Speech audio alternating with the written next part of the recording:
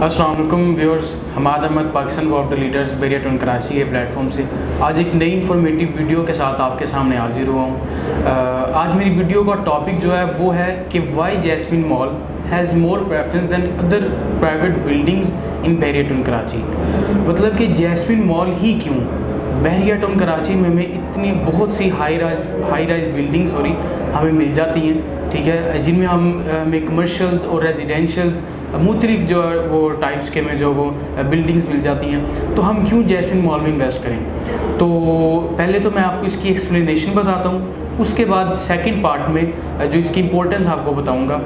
तो एक्सप्लेन पहले करता चलूँ तो ग्राउंड प्लस 12 का ये प्रोजेक्ट है जिसमें हमें बेसमेंट में जिसमें ऑल जो हमें शॉप्स दी गई हैं। बेसमेंट में हमें असलम सुपर मार्केट दी गई है जो कि एक ब्रांड है, जो कि कराची में जो हमारे व्यूअर्स कराची में जो रहते हैं उन्हें पता होगा कि असलम सुपर मार्केट जो एक ब्रांड है कराची में। उसके बाद ग्राउंड पर हमें ग्राउंड से लेके सेकंड फ्लोर तक मुख्तलिफ ब्रांड्स, जिनमें कपड़ों के ब्रांड्स और जो है वो शूज़ के ब्रांड्स, हर एक किस्म के ब्रांड जो है ग्राउंड से लेकर सेकंड फ्लोर तक हमें मिलेंगे। थर्ड फ्लोर हमारे लिए जो है वो वेडिंग गैलरिया के तौर पर है कि जिसमें हमें एक ही फ्लोर पर वेडिंग की ऑल थिंग्स हमें जो अवेलेबल हो सकती हैं। फोर्थ फ्लोर किड्स गैलरिया जिसमें बच्चों के रिलेटेड ऑल थिंग्स, और उसके बाद फिफ्थ एंड सिक्स फ्लोर जो है वो आईटी हब है, मींस के आईटी इंफॉर्मेशन टेक्नोलॉजी के related all things, computer, laptops, mobiles, all things जो हमें वहाँ देखने को मिल जाएंगी।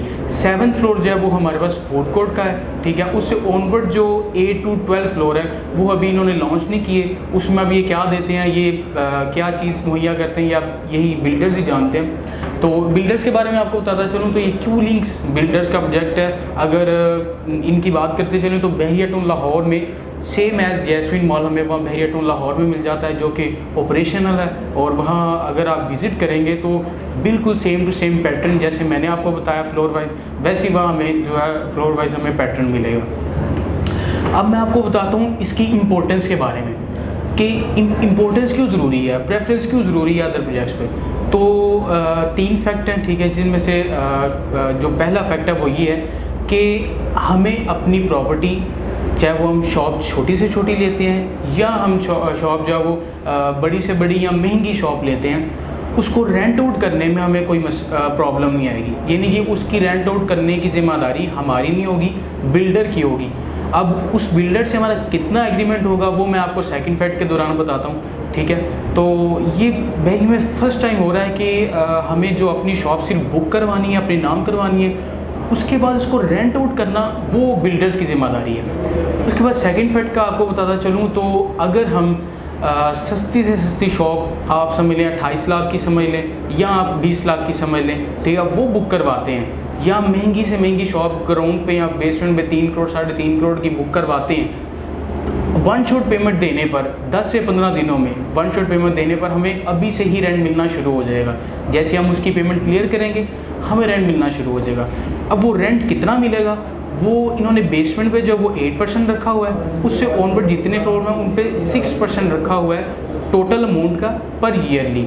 और अगर हम 6% को डिवाइड करें 12 मंथ्स पर, तो हमें मंथली रेंट जो वो पता चल जाएगा कि हमारा कितना बनता है। तो ये सेकंड फैक्ट था जो कि इसको बाकी प्रोजेक्ट से जो है वो प्रेफरेंस देता है और एक मुनफरिद करते हैं। इसके बाद थर्ड फैक्ट के बारे में आपको बताता चलूँ तो सॉरी मैं आपको ये बताना भूल गया कि इसका एग्रीमेंट कितना होगा। पहले अगर हम वन शॉट पेमेंट देते हैं तो 3 साल का इसका ड्यूरेशन है इस प्रोजेक्ट को डिलीवर करने का, जो कि बिल्डर्स ने मुनक़िद किया है, ठीक है। 3 साल तक हमारा फर्स्ट एग्रीमेंट होगा अगर हम वन शॉट पेमेंट 10 से 15 दिनों में देते हैं। उसके बाद जो बाकी एग्रीमेंट होगा वो 10 साल का नेक्स्ट एग्रीमेंट जो हमारे साथ ये करेंगे 10 साल का, ठीक है। अब थर्ड फैक्ट की बात करता चलूँ तो इसमें नेट एरिया या ग्रॉस एरिया वाला कोई हमें यहाँ जो चक्कर है वो हमें यहाँ नज़र नहीं आता, ठीक है। अगर हम बहरिया में किसी भी बिल्डिंग की बात करते हैं, वो चाहे वो कमर्शियल हो या रेजिडेंशियल हो, उसमें मुख्तलिफ लोगों ने जो लोग पैसे लेते हैं वो ग्रॉस एरिया के मुताबिक लेते हैं, ठीक है, और बाद में नेट एरिया जो हमें हमारे इस्तेमाल में जो आता है वो नेट एरिया होता है। अब ग्रॉस एरिया होता क्या है? ग्रोस एरिया से ये मुराद है कि जो लिफ्ट्स हैं, ठीक है, उनके दरमियान जो डिस्टेंस है, यानी कि लॉबी होगी या इस तरह का जो हमारे ऑफिस अगर हम फर्ज करते हैं तो उसके बाहर जितना भी डिस्टेंस होता है वो ग्रोस एरिया में आता है।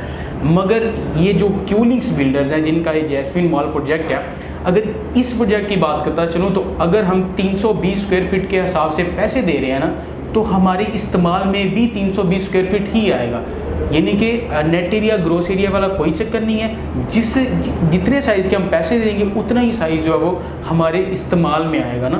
तो ये थे वो 3 फैक्ट्स जो कि इसको बाकी प्रोजेक्ट से प्रेफरेंस देते हैं, एक इम्पोर्टेंस देते हैं, ठीक है। इसके अलावा अगर आपको इसके के बारे में और इन्फॉर्मेशन चाहिए होगी या बुकिंग के लिए, तो नीचे दिए गए नंबर्स पर रब्ता कीजिएगा। शुक्रिया, अल्लाह हाफिज़।